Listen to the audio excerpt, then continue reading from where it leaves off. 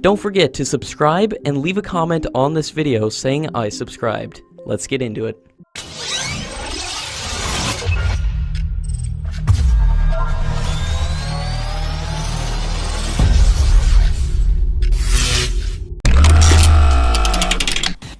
According to latest reports, the Indian Defence Minister has appointed a naval officer as the in charge of the Empowered Project Committee for the 50,000 crore rupees submarine deal, and the committee will be entrusted with the task of carrying out the project to build 6 conventional submarines in the country under Project P75I.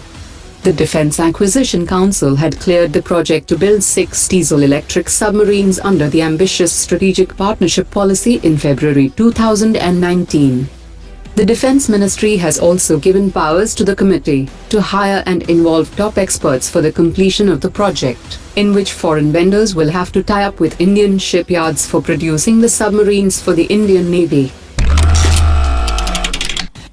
The Chinese Air Force is already expanding their capacity to deploy more combat air resources in Tibet, and Pakistan is augmenting its numbers by inducting the JF-17 fighter jets in good numbers.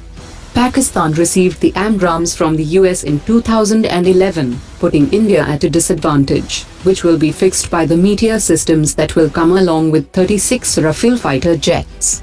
The Indian Air Force currently has only 30 fighter jet squadrons, and the numbers are projected to come down to 26 squadrons by 2023.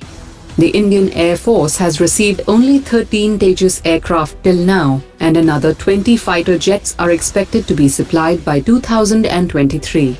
The contract for Tejas Mark 1A has not been signed yet, putting a huge question mark over the plan to have 6 squadrons of the Tejas aircraft by 2027. There are plans to develop and manufacture a medium-weight fighter jet, so that the Indian Air Force gets 3 squadrons of the jet by 2031. India is also developing the next generation advanced medium combat aircraft, and it expects to have its first squadron in service by 2032. If this plan works out, the Indian Air Force will have 37 fighter squadrons in service by 2032.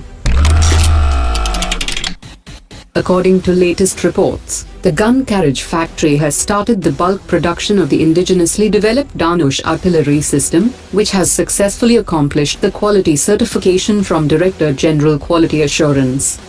The Indian Army has a requirement of total 414 systems, and it has already placed order for production of 114 systems to be delivered in the next 3 years. The gun carriage factory has successfully handed over 6 systems, and 6 are ready for dispatch, while efforts are being made to provide 18 guns in next 1 year in the first phase. The consequences of the delay in building hardened shelters in forward locations for the Su-30 fighter jets were felt during the recent aerial combat between India and Pakistan.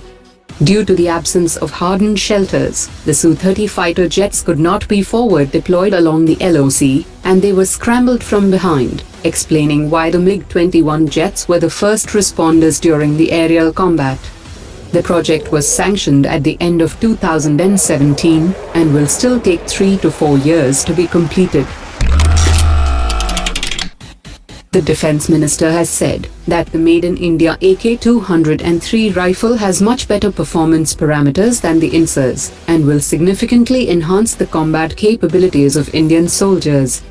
The AK-203 rifle has an effective range of 400 meters with greater accuracy, and it is a successor of the AK-47, which continues to be in service in many militaries across the world. The Ordnance Factory will produce around 7.5 lakh rifles, which will be manufactured using improved metallurgy process, achieving lighter weight and modern ergonomics. The rifles produced at the facility will be 100% made in India within the next 3 years, and the transfer of technology worked out in the deal with Russia emphasizes on capacity and capability building within the country, to ensure that all parts of the AK-203 are produced locally. India will also be the first country to be equipped with the advanced AK-203 rifles, and the Ordnance Factory will use new plants and machinery, along with the existing facilities which have remained underutilized.